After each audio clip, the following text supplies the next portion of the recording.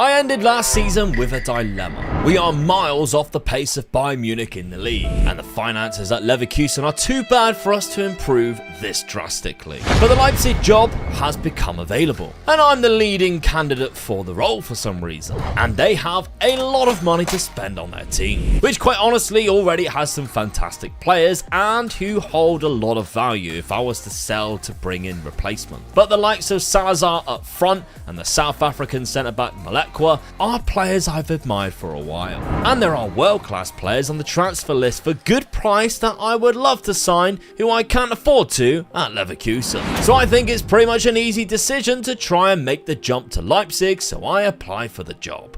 And I wasn't waiting too long before they offered me an interview. And reports are in the media that I absolutely nailed that interview. And they were right to think that because Leipzig offered me the job and I accepted and I became the new manager. And the finances were a joy to behold. My first signing though was Cesc Fabregas as my assistant manager. Upon going through the squad, I noticed Jackson was in his last year of his contract, he was wanted by a few clubs and he was refusing to sign a new deal, so I offered him out to be transferred, knowing full well who I'd want to replace him. Hello Francisco. Offers came in from across Europe for Jackson and I accepted a bid from Barcelona. And just as he departed for the Catalan club, we welcomed in Francisco for £58 million. There was a lot of interest in my other striker, Salazar too, but I have no intention of selling. Even some daft rumours about him moving to Gladbach. Pochettino takes on the financial chaos of Leverkusen though after my departure. And I signed one of the best right backs in the world from Leeds for £45 million. Forgetting that I already had bids for this Scottish right back from Rangers for 25. I did end up selling £73 million worth of players that I felt I didn't really need or could get better anyway. And so I picked up a versatile defensive midfielder from Cadiz who can fill many different roles on the pitch with ease for £50 million. I still knew I needed one more player, but this was a tactic I began playing around with, kind of a 4-4-2 with an attacking midfielder and inverted wingbacks. And in the first match against Wolfsburg, I fielded what I thought would be close to my starting 11.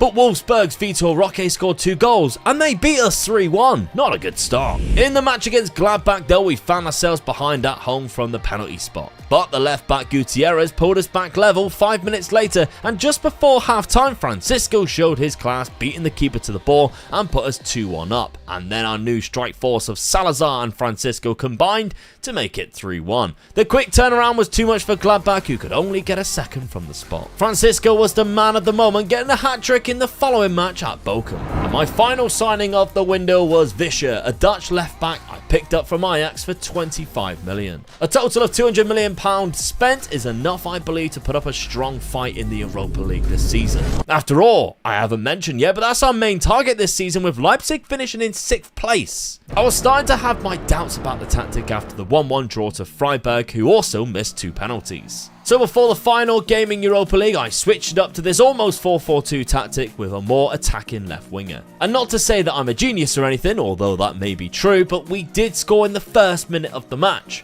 The football we played was so much better than previous, and we created 32 shots on goal, with Francisco scoring our second and our third. The Dutch side from Rotterdam did pull one back in the second half, and Salazar scored another goal and we win 4-1. We unfortunately though dropped points to Hoffenheim, where Francisco was taken off. He was so bad. But he was back in form soon after against Cologne, scoring a hat-trick in a 4-1 win. His mate Salazar got the other goal, and I'm hoping it was just a bad day at the office for Francisco before, as this was what we are going to see throughout the year. He got another one in the following match against Austria Vienna in the Europa League. Bit of a ropey start for us though in this league campaign, and Dortmund is putting up a good fight against the dominance of Bayern Munich. The month of October was the month of Salazar. The guy was unplayable, especially against Frankfurt in a game where he scored all 4 goals in the away win. A month where only 2 points was dropped and we scored 13 goals in the Europa League as well. Overall, it was a great month. The 2 points dropped against Bremen was disappointing at home, but the other results we will definitely take, and the games to come are very winnable too. It's December we should be worried about though, with the games against my former Leverkusen side, Dortmund, and then Bayern Munich all in a row. Francisco started the month on fire in the Europa League, once again getting on the score sheet 3 times, and that's what stands out to me is how different his goals are that he is scoring. It was a good day all around though, as Salazar also got on the score sheet too in the first half. Even allowing our backup striker to come on in the second half and score 2 goals as well.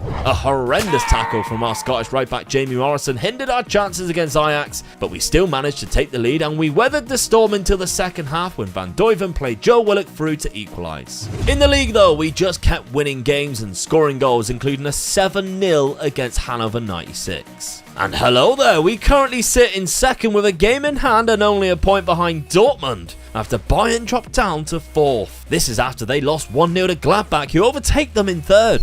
With Leverkusen up next, I was shocked to see Pochettino had already been sacked. Sorry, what? And they've only gone and hired Roberto Martinez as they currently sit in 11th place. And I'm not surprised after seeing the players they sold included Omar Sanchez to Bayern Munich. I'll give Roberto Martinez his due though, his Leverkusen side was a lot tougher to crack than most teams lately, but we still stole a 1-0 win. Dortmund on the other hand was very different and we ripped through them and scored within 15 minutes. However, it didn't play out how we wanted it to. In the second half, Moukoko equalised after the keeper saved the original shot, and then the set piece police will be fuming to see that Dortmund scored the winner from a corner. So we seeked our redemption at the Allianz Arena in the 3rd match of our triple threat of difficult matches, and this one we certainly outperformed the rest and was the best to play in. Zakarian did make it 1-1 for the champions, but we got the last laugh when Samuel Lino scored the winner. We backed up that run in the league with a win against Genk in Europa League and a big victory against Hertha Berlin as well. And despite that loss to Dortmund, we overtake them in the league to go top of the Bundesliga while sitting in 3rd place in Europa League. It's January though, and Benjamin Sesko wins his 2nd Ballon d'Or. But even though it's a brand new year, we are still starting how we ended it, with many goals from our duo of Francisco and Leandro Salazar. Francisco picked up yet another hat-trick, making his £58 million price tag look like an absolute steal, while Salazar got 2 more goals and a 5-0 win against Wolfsburg. But then in my eyes, disaster struck as Man City matched the release clause of our best defender. He was absolutely vital to us this season, and as I panicked to find an unexpected replacement, the cracks started to fall. First off, with Dortmund eliminating us from the DFB Pokal in the 3rd round. Then against Gladbach, we conceded early from a player we sold to them in the summer. We had to rely on a goalkeeping howler to equalise, but the draw is all we got. Also squandering a 2-0 lead against Freiburg. We did secure the signature of Xavi Simons for the end of contract deal though. He stayed at PSV for a long time, but I think this is an excellent free signing for us to get in the next season. I finally brought in a replacement for our centre-back in Leon Klaus. The Austrian isn't quite as good as the South African defender that we lost to Man City, and he did cost £75 million from Everton, but for now it's a sensible transfer. We enjoyed more success in the Europa League with another win against Antwerp, with Francisco scoring 2 out of the 6 goals we scored on the night. Also linking up wonderfully with Salazar in the final league phase match of the Europa League against Trabzonspor for a 3-1 win. Still rocking the top spot by 3 points though at the end of the January transfer window. And it's going to take some doing when we have Francisco in the form that he's in during February to knock us off the top spot as he keeps scoring more goals. Not to mention how we are dominating games as well. 4 league wins during February, only conceding 1 goal and a 5-1 win, but it's Real Betis in the Europa League that's our main focus turns towards now. Although I don't want to gloss over the fact we opened up a 5-point gap in the league with just 9 games to go, and that's why I spent the money on that centre-back. But you would not believe how we took the lead against Real Betis. Yep, that's the worst home goal you'll ever see. We were awful to be fair though, and Real Betis fought back against us and equalised in the first leg in the 93rd minute. In between that and the second leg, we got a 2-0 win against Werder Bremen, where the set-piece police will be having fits in the comments section about these 2 goals from Klaus. It did take us until the second half before we actually opened the scoring in the second leg, but once we did, the floodgates opened up and we ended up continuously putting them under pressure and finding the net on multiple occasions, eventually sending our fans home happy with a 4-0 win, and we're into the quarterfinal, where to be fair, we did get the easiest draw against Copenhagen. We are on a roll though as we return from European competitions with a 6-0 win at home to Eintracht Frankfurt, and continued that momentum into the Hamburg game with another 2-0 win, and I'm starting to believe we are actually going to win the Bundesliga here, because Bayern Munich are tanking this season compared to previous years,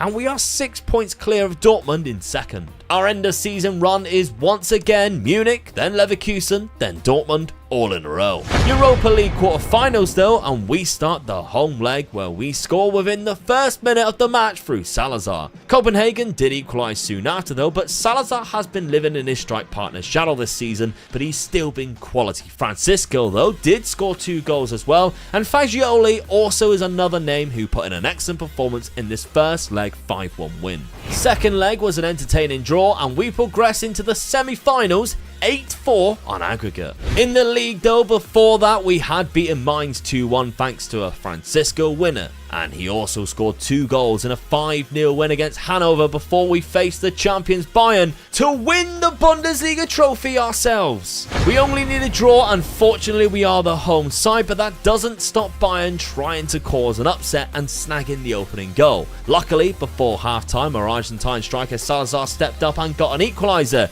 and after our high press in the second half was too good for them, we caught them napping and Salazar put us ahead. Again, we just need a draw to win the title, and in the 92nd minute, Jamal Musiala scored, but that is it. And Leipzig are your champions of the Bundesliga. And we add another trophy to our Glory Hunter cabinet. Will the Europa League trophy be next? Germany is now complete. What do we do after this?